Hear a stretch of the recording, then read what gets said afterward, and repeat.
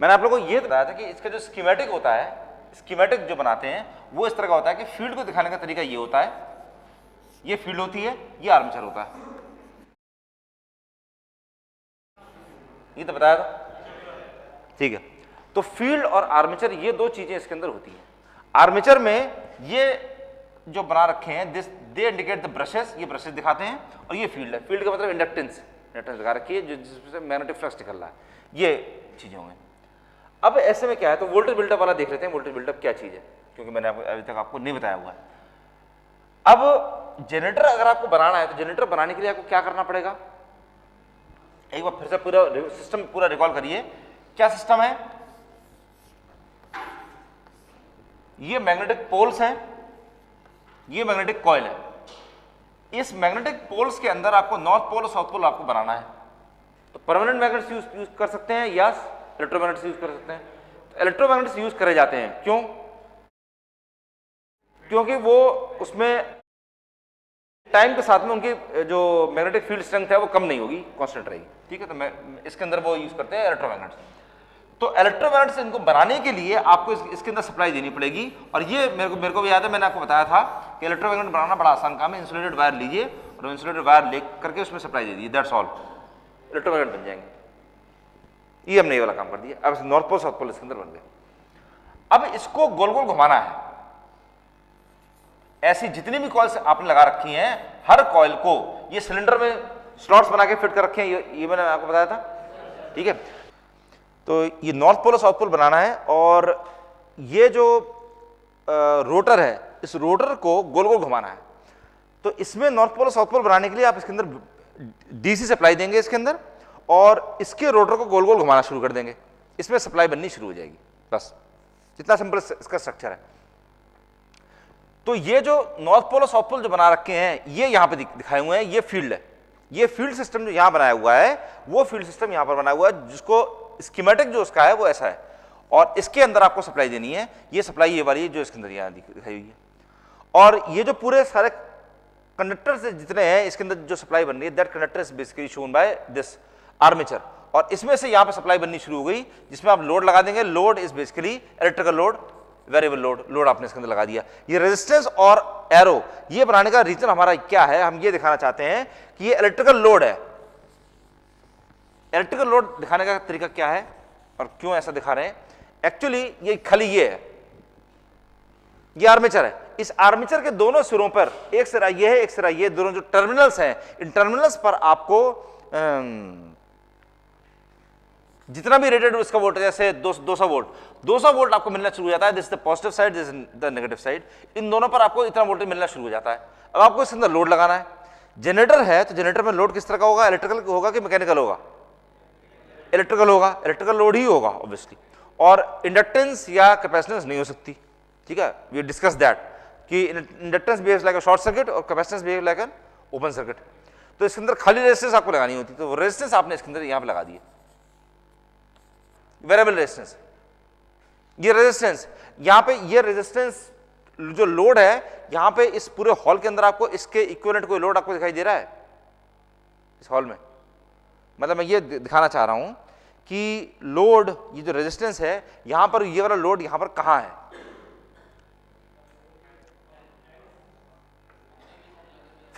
Fan सा load. और load तो एक्चुअली बहुत कुछ है, जितना भी यहां पे आपको इलेक्ट्रिकल अप्लायंसेस दिखाई दे रहे हैं सारे लोड है।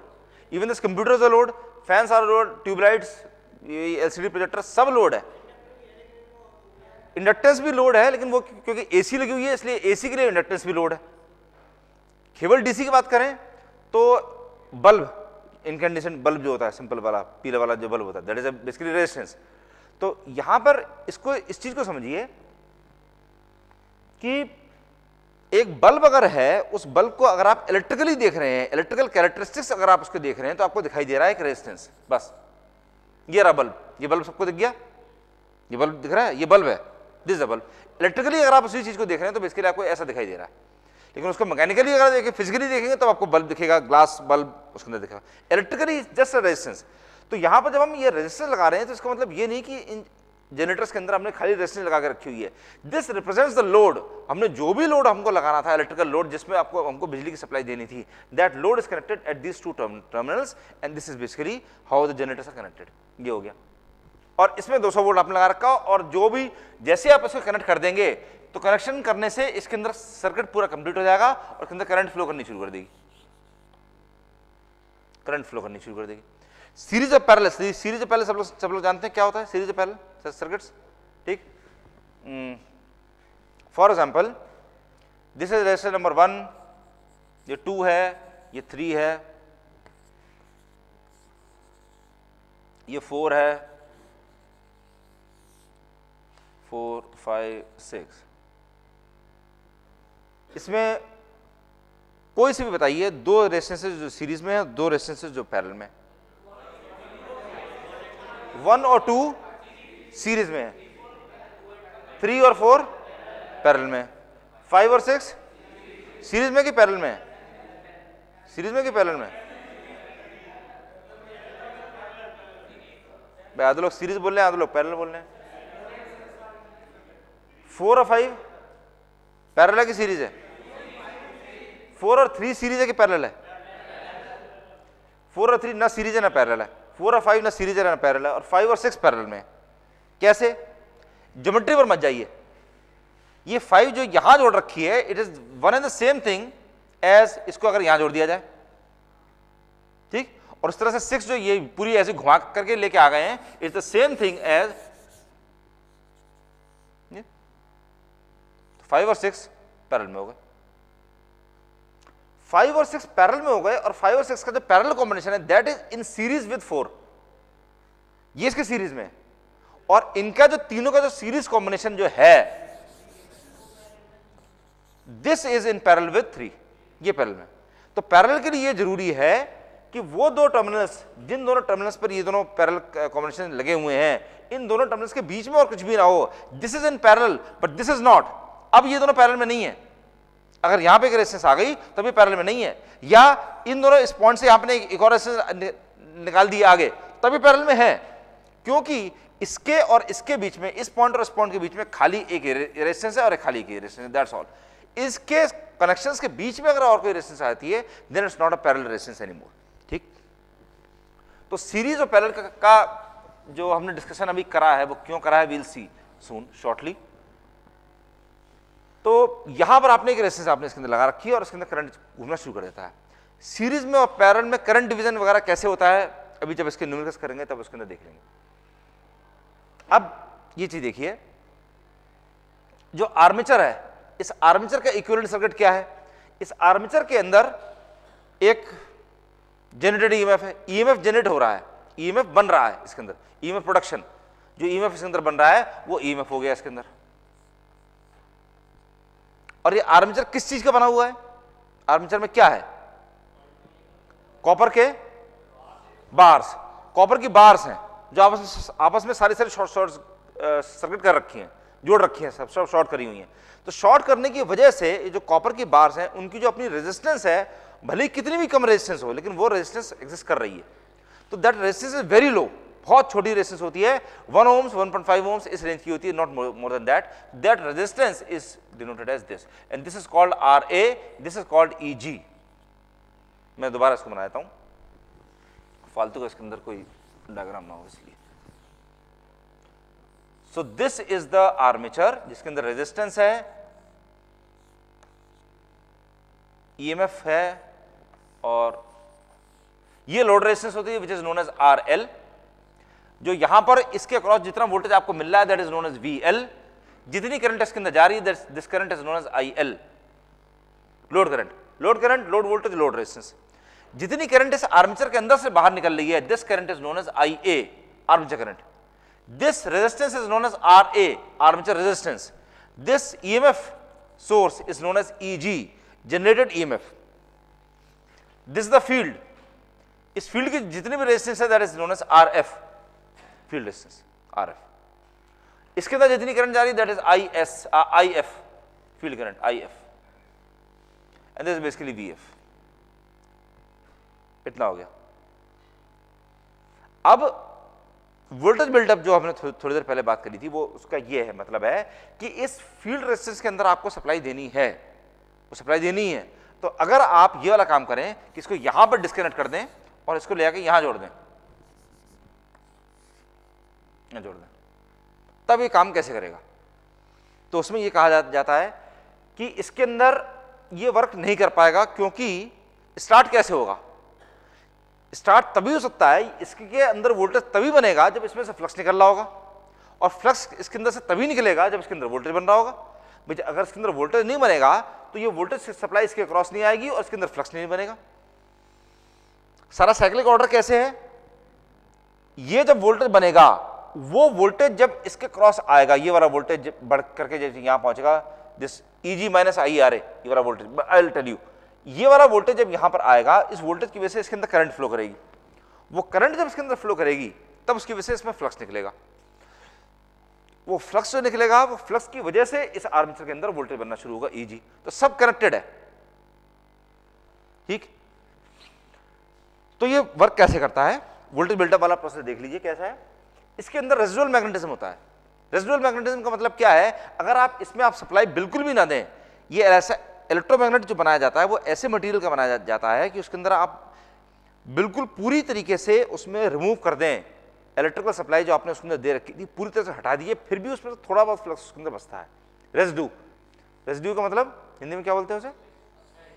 अवशेष। तो अवशेष जो होता है वो बेसिकली होता है रेजिड्यू। तो रेजिड्यू जो बच रहा है, तो वो residue is like this residual magnetism. तो ये मैग्नेटिज्म इस तरह का मैग्नेटिज्म जो which is left like a residue, अवशेष की तरह से जो रह गया। अब इसमें से आपने जब ये जनरेटर बंद पड़ा है तब इसके अंदर कोई सप्लाई नहीं पहुंच रही, फिर भी इसमें से थोड़ा बहुत फ्लक्स निकल रहा है।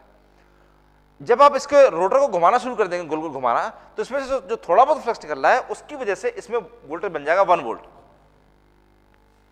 1 वोल्ट इसमें बन जाएगा। इसमें इतना कम फ्लक्स बनना था, उस फ्लक्स की वजह से खाली 1 वोल्ट बन सकता था।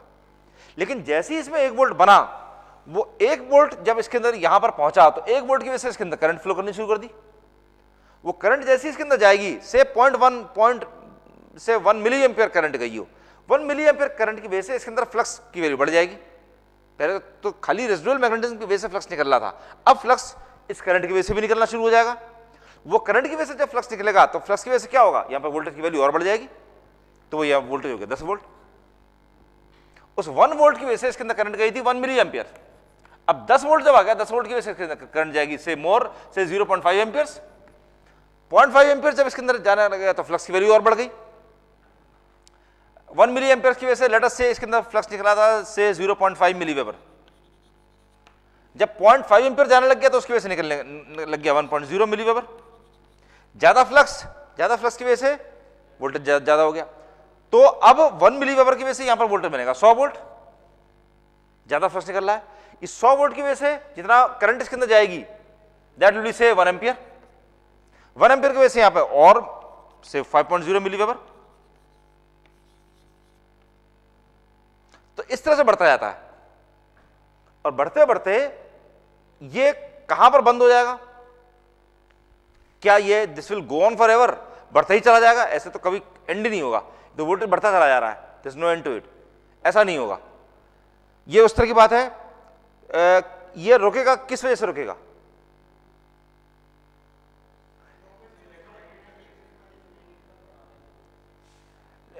नहीं रेजिस्टेंस बढ़ाते वो तो ठीक है, मैं ये कह रहा हूं ये जो वोल्टेज बिल्डअप है ये बढ़ते बढ़ते करंट बढ़ गया, करंट की वजह से फ्लक्स बढ़ गया, फ्लक्स की वजह से वोल्टेज बढ़ गया, फिर वोल्टेज की वजह से फिर से करंट बढ़ गया, फिर फ्लक्स बढ़ गया। बढ़ते बढ़ते किस पॉइंट पर जाकर रुकेगा? मैं अगर आपको 30 मिनट पढ़ाता हूं तो आपके दिमाग में 3 टॉपिक जाएंगे। मैं आपको 60 मिनट पढ़ाता हूं तो आपके दिमाग में 6 टॉपिक जाएंगे। मैं आपको 90 मिनट पढ़ाता हूं तो आपके दिमाग में 9 टॉपिक जाएंगे। अगर मैं आपको 180 मिनट पढ़ाता हूं तो आपके दिमाग में 18 टॉपिक तो नहीं जाने वाले। क्यों? क्योंकि जब 10 टॉपिक आपके दिमाग में चले जाएंगे तो उसका क्या होगा? सैचुरेशन सुना है? सैचुरेशन हो जाएगा। फिर आप कह देंगे कि अब आप कुछ भी पढ़ा लीजिए, हमारे दिमाग में कुछ नहीं घुस रहा, हमारे दिमाग में जितना घुसना था कैपेसिटी सैचुरेट हो गई, सैचुरेट मतलब मैक्सिमम पॉसिबल। अब इससे ज्यादा हमारे दिमाग में घुस नहीं सकता, इसका मतलब इससे ज्यादा फ्लक्स निकल नहीं सकता। तो सैचुरेशन बेसिकली फ्लक्स कर्व आपने पढ़ रखा होगा, वाली चीज होती है कि अगर बीएच कर्व नहीं पड़ा हुआ है, बढ़ाते हुए बढ़ा एक लिमिट के बाद में जाके बढ़ गया, बीएच मैंने उल्टे लग दिए क्या, इस तरह से वाला कर्व जो होता है, लेकिन उसके पहले बीएच कर्व जो होता है, आप बढ़ाते जाइए, वोल्टेज बढ़ा दीजिए, मैग्नेटिक फील्ड और ज्यादा बढ़ जाएगी, फ्लक्स बढ़ गया, बढ़ते बढ़ते एक लिमिट के बाद में आप वोल्टेज बढ़ाते जाइए, कोई फर्क नहीं पड़ेगा, मैग्नेटिक फ्लक्स जितना निकल रहा है सैचुरेशन हो गया, उससे ज्यादा फ्लक्स उसमें निकल ही नहीं सकता। उस पॉइंट पर जा करके इसका जो वोल्टेज है that voltage will be constant, और उससे ज्यादा करंट उसमें जरूरत नहीं पड़ेगी, बिकॉज फ्लक्स इज मैक्सिमम, ये चीज है। So this is known as the process of voltage buildup, and this is because of residual magnetism. ये इसके अंदर दे रखा था, क्वेश्चन जो था इसमें, the process of gradual rising of terminal voltage of a DC generator. Gradual rising, पहले 1 volt था, 10 वोल्ट हो गया, 100 वोल्ट हो गया, बढ़ते बढ़ते जो वोल्टेज बढ़ता जा रहा है, this process is known as voltage buildup, and this takes place because of residual magnetism. Residual magnetism की वजह से ये बनता है, नहीं तो ये स्टार्ट नहीं हो सकता। अब बाय द वे आप ये वाली चीज देख सकते हैं कि यहां पर ये जो फील्ड है, इस फील्ड को हमने आर्मेचर के पैरेलल में जोड़ रखा है कि सीरीज में, पैरेलल में, दैट्स करेक्ट। इसी फील्ड को आप आर्मेचर के सीरीज में जोड़ सकते हैं, ठीक। Classification category number A, separately excited,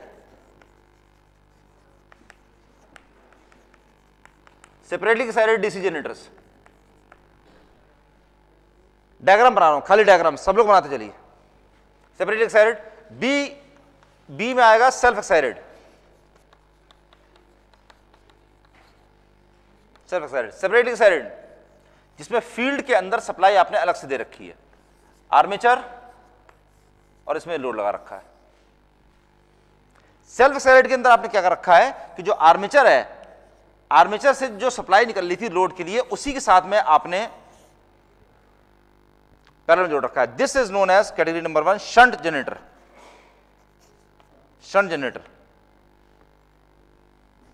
इसमें नंबर 2 सीरीज जनरेटर, आर्मेचर के सीरीज में आपने फील्ड जोड़ रखी है, बाकी सब कुछ सेम है। ये रहा आरएल, इस कंडीशन में भी ये रहा RL, series generator. Number 3 compound generator. Compound 2 तरह के होते हैं, से number 1 long shunt compound, parallel field और सीरीज फील्ड दोनों मौजूद हैं। आरएल, पैरेलल फील्ड और सीरीज फील्ड दोनों मौजूद हैं। और दूसरा है short shunt.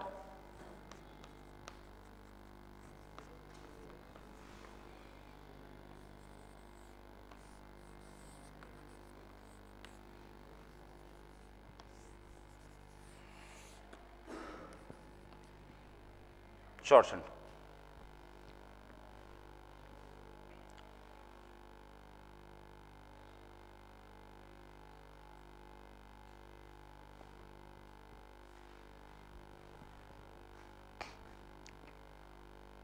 This is RSH, shunt field resistance.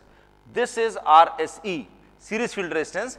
इसके अंदर आर्मेचर रेजिस्टेंस RA और EG जैसा पहले था, एज इट इज। ऐसे ही इस वाले में आइए, लॉन्ग शंट कंपाउंड जनरेटर, इसके अंदर भी सेम चीज है। This is RSE, this is RSH, इसके अंदर दिस इज RSE। हर एक के अंदर, हर एक आर्मेचर के अंदर RA और EG हर एक केस में है, इसमें भी RA और EG। What I am trying to say is कि हर आर्मेचर के अंदर एक रेजिस्टेंस होगी, आर्मेचर रेजिस्टेंस, और एक बैटरी होगी which is EG, generated EMF। ये हर एक केस में है, short shunt, long shunt, series और शंट, सबके अंदर, इसके अंदर भी है। This is R A, this is E G, this is R S H. R S H का मतलब shunt field, R S E का मतलब सीरीज फील्ड, दैट्स ऑल। तो सेल्फ एक्साइटेड का मतलब क्या हो गया कि वो वाले ऑल्टरनेट जनरेटर्स जो अपने आप को एक्साइट करते हैं, this is known as separately excited. इसके अंदर जो फील्ड है that is being separately excited, तब इसमें दो सप्लाई चाहिए। मोटर अगर होगी तो मोटर में क्या है, इसके अंदर आपको अलग सप्लाई लगानी पड़ेगी, आर्मेचर के अंदर आपको अलग सप्लाई देनी पड़ेगी, वो अलग चीज। तो सेल्फ एक्साइटेड जनरेटर जो होते हैं उसके अंदर बेसिकली ये वाली चीज होगी, ठीक, फाइन। अब अगर आप ये देखिए कि शंट और सीरीज का कॉम्बिनेशन इस कंपाउंड जनरेटर, इसमें शंट फील्ड भी मौजूद है और सीरीज फील्ड भी मौजूद है, लेकिन इसको आप दो तरह से कनेक्ट कर सकते हैं। इसके सीरीज कॉम्बिनेशन के पैरेलल में इसके आर्मेचर और सीरीज फील्ड के सीरीज कॉम्बिनेशन, जो कॉम्बिनेशन पूरा है, इस कॉम्बिनेशन के पैरेलल में आपने शंट फील्ड लगा रखी है। और इसमें अगर आप देखिए तो शंट फील्ड जो है वो खाली आर्मेचर के पैरेलल में है, सीरीज फील्ड इन दोनों के पैरेलल कॉम्बिनेशन के सीरीज में है। So this is parallel to the series combination and this is series to the parallel combination, दोनों में जरा सा डिफरेंस है। तो this is known as short shunt. Short shunt का मतलब क्या है, छोटे एरिया में आपने शंट कर रखा है। This is known as long shunt, क्योंकि आपने लंबे एरिया में आपने कंपाउंड कर रखा है, शंट कर रखा है, लंबे एरिया में, बड़े एरिया में आपने कंपाउंड कर रखा है। This basically long shunt compound and short shunt compound.